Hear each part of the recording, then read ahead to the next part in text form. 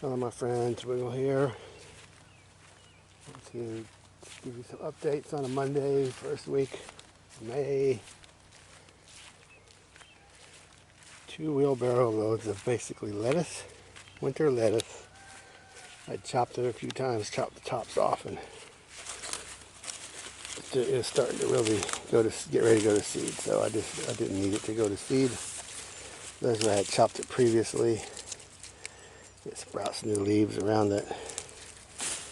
And it's getting kind of better, not too bad, but we have a lot of other things to eat. So anyway, that's a load going to the cows today. I wanted to show you, I fill that bucket up with spent hay, or just like the outside of hay bales and stuff like that. I dump it over the fence out here, then I move it with pitchforks. Sometimes I put my wheelbarrows right there. Here's my 3 sisters.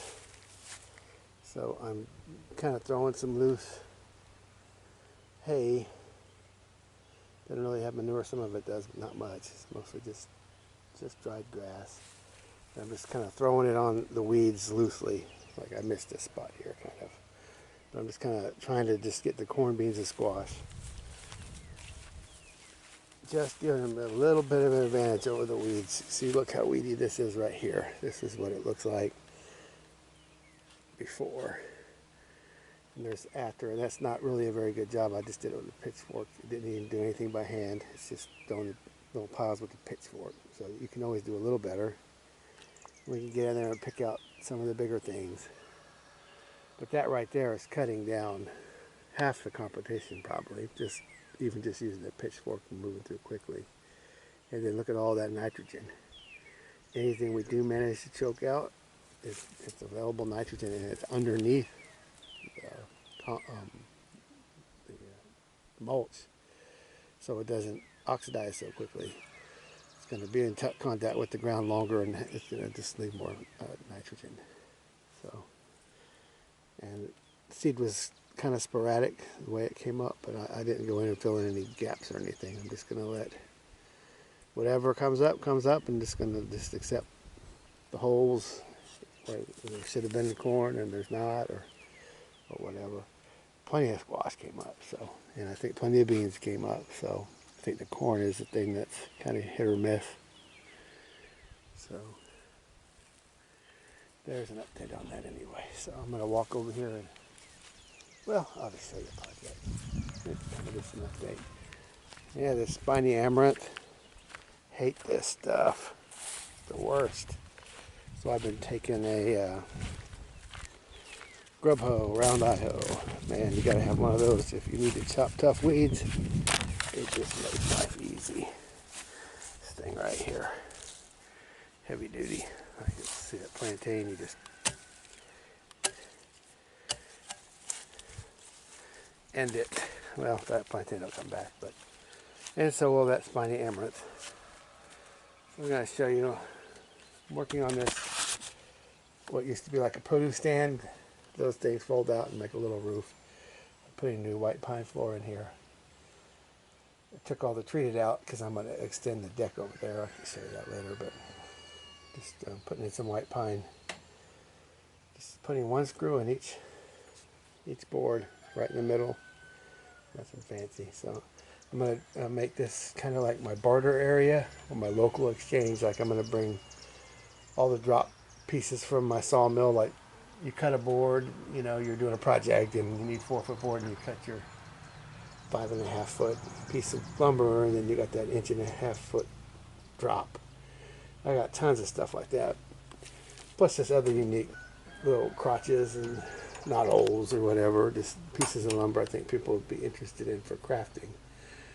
So I'm going to put shelves in here and put all those boards on here, and it's mostly going to be for barter. You know, I'll accept cash, but I'm really just trying to trade people for stuff, so we'll see how that goes. So I am going to put a new roof on here and extend the roof, and I'm going to improve this quite a bit, because that was just some really old tin, leaky old tin. And I like using clear plastic to let light in. Just make sure it's not leaking. I'm not sure if I'll put that back up or not. But anyway, that's kind of a side project. And not really a side project, but that's an aside. I got some nursery plants here to put in. So I'm going to show you what I had worked on. I cleared all that winter spinach. It's a red Romain. It's a winter lettuce. Very cold hardy. It pretty much holds in the winter here. So all those 2 wheelbarrows came out of this. I got beets in there. And if it had gone to seed already, I left it. But just see this little opening here, not much. But all that lettuce out of this, just this little bit. And there was a little patch here that still sweet enough to eat. It wasn't bitter and it hasn't bolted just yet. So I say that we'll try to maybe eat that a little bit. So I'm up kind of at the top here, the little oak tree there, where it's kind of the highest part of the land here. So this is really a challenging place for a garden in Virginia on clay. So the fact that we have lettuce in June growing up here, really haven't watered, pretty amazing. I am going to water though. I've decided I'm going to go ahead and put summer lettuce in here. Batavian or whatever, just different varieties of that will really take the heat as long as you give it some shade. So I'm gonna put shade cloth over this hoop here. That's why I'm cleaning this area out. So I'm just gonna put lettuce in all the openings, and then I'm gonna put shade cloth on. Now I'm gonna go ahead and drag a hose up here, even though I'm really like not wanting to water,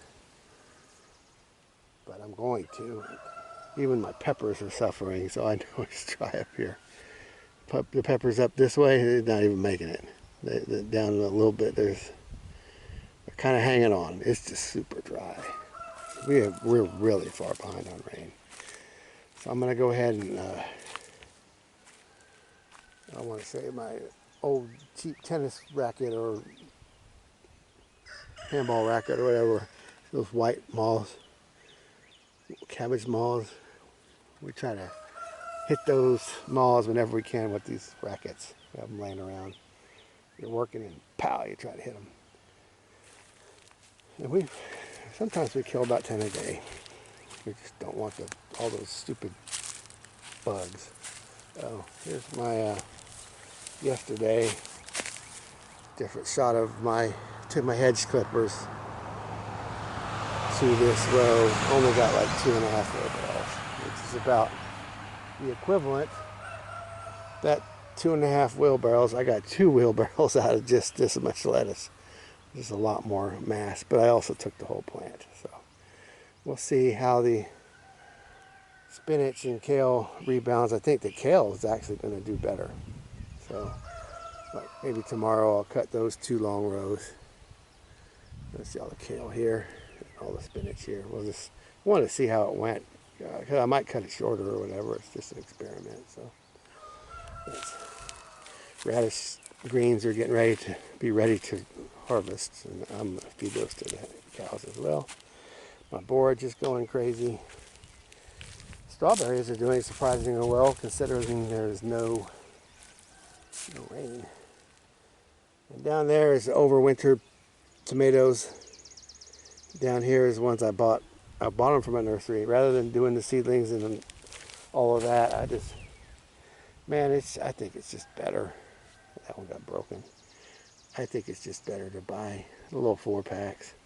All the work it takes to, unless you really like that, I just don't do a really good job of keeping things watered in the greenhouse and keeping the ventilation, and it's just like, and then these little, they were little when I put them in, and they're out doing this stuff I overwintered. The stuff that was in the greenhouse that was leggy, and it's no advantage really, unless you're doing a really good job. So I think for my purposes, I'm just going to buy tomatoes and peppers and quit trying to hold them over. It's year after year, it's so much work. Let somebody else do all the work. They're set up on a mass scale. See, here's like the last store-bought one, and then we get into these. That one might be store-bought, but then, not great. And this is the wettest part of the garden too. This is all the moisture congregates down here under these chips. That's all going uphill. So you can see I tossed in a whole bunch of basil seed. And the plan is I'm going to make these arches. I'm going to just go ahead and bring the tomatoes up over the arches as they grow. One last thing that I want to bore you. I put in a bunch of various kinds of cucumbers and I put beets in with them just to see what would happen. So I see my beets coming up. This is super dry here too. Beets are coming up and some of the cukes are coming in. I think I also put beans. I put beans and cukes. I don't remember what I did.